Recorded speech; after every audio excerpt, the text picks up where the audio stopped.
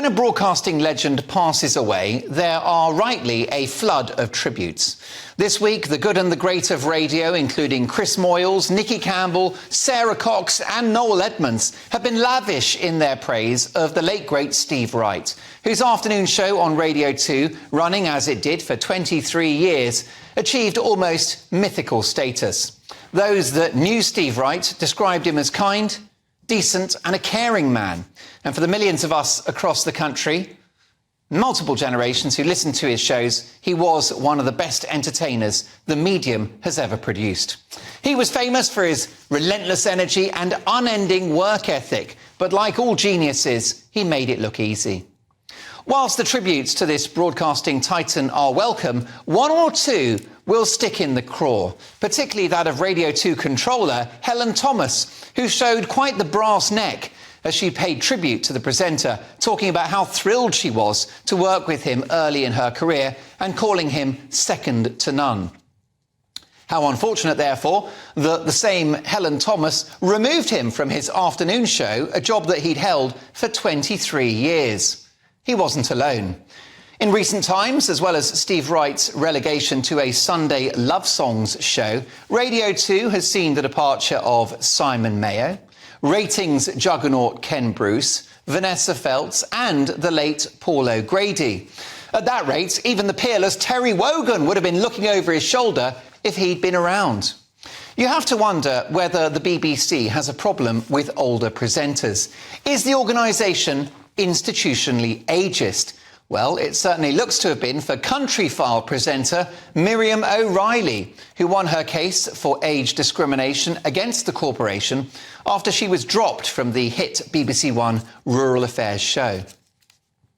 Following her departure from Radio 2, my friend, the excellent Vanessa Feltz, said that yes, there is an endemic ageism problem at the BBC.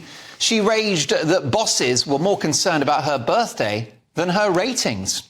Another brilliant star who worked for the BBC for 35 years, Liz Kershaw, said that she got sacked from BBC Six Music because, quote, they don't want women over 60.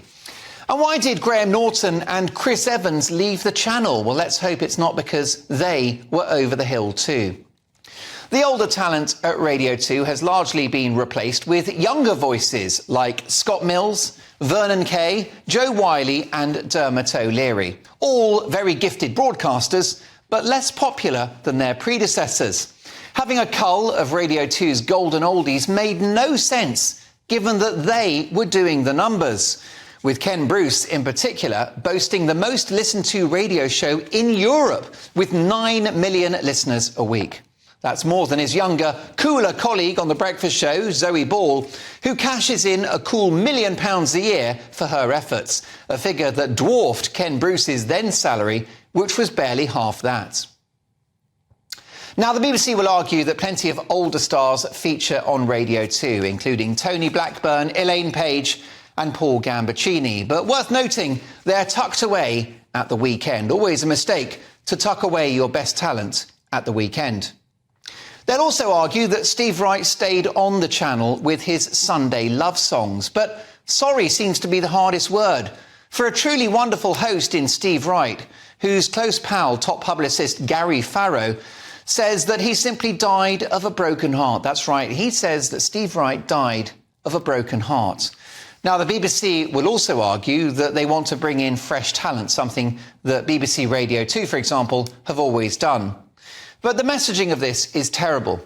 Why would you move on popular older presenters who are delivering the goods?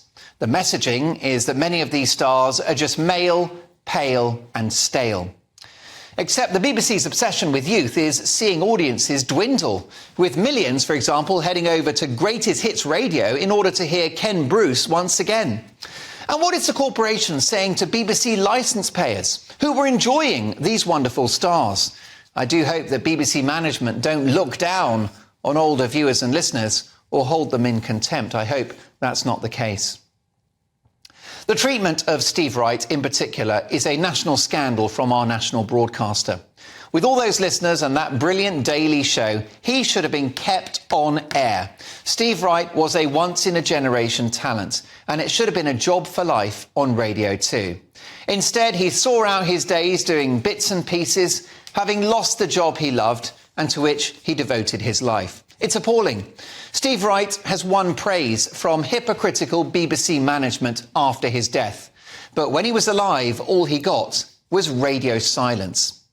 So here is Steve Wright's last on-air sign-off from his show on Sunday. All I want to say is RIP to a true giant of radio. Ta-da then, Steve. You never were replaceable, and you never will be. Goodness, that's brilliant. That's it for today for Love Songs, and a new Love Songs Extra. Our Valentine's special has just dropped on BBC Sounds for whenever you want it. To check out yesterday's Pick of the Pops, it's also on BBC Sounds. Just punch up Pick of the Pops. The years are 1978 and 1986. Michael Ball to follow the news, and I'm back for more Love Songs next Sunday. Ta-da then.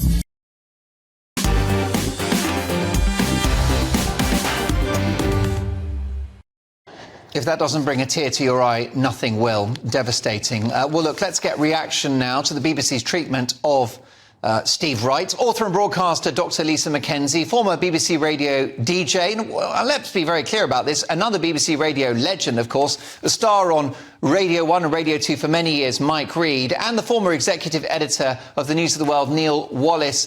First of all, your reaction to the very sad news of Steve Wright's passing, Mike Reid.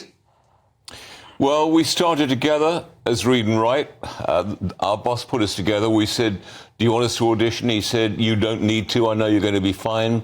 We never socialised outside the station, but intuitively in the studio, we knew what the other was going to do. So many pairings in radio are an arranged marriage. You have two people in and they get on and it's okay and they do okay, you know. But Steve and myself just knew what the other one was going to do. It was intuitive. We broke the rules. We got fired on a weekly basis. I remember our boss, Neil, coming in one week. He said, I'm going to fire you again, boys. And we said, what for this time, Neil? He said, I don't know, but I'll think of something.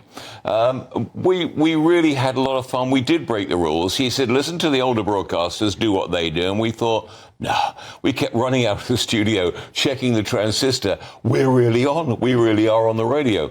We came up with characters. We invented characters. I went to Luxembourg. Then Steve came to Luxembourg. I went to Radio 1. Steve came to Radio 1. We both had a strong work ethos. You know, I don't want to. This week, I think, is the wrong week to either speculate or apportion blame in any way. But Steve will have been so upset to have lost a show that was his life. You know, it really was. I mean, he worked so hard at it tirelessly. It was from, you know, dawn till dusk. It was what he did. And it was what we did right from the start. And I'm the same.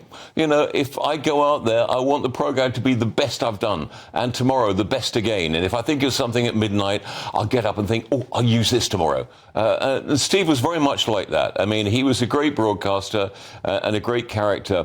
And very briefly, Mark, I got a text 2 days ago from Steve.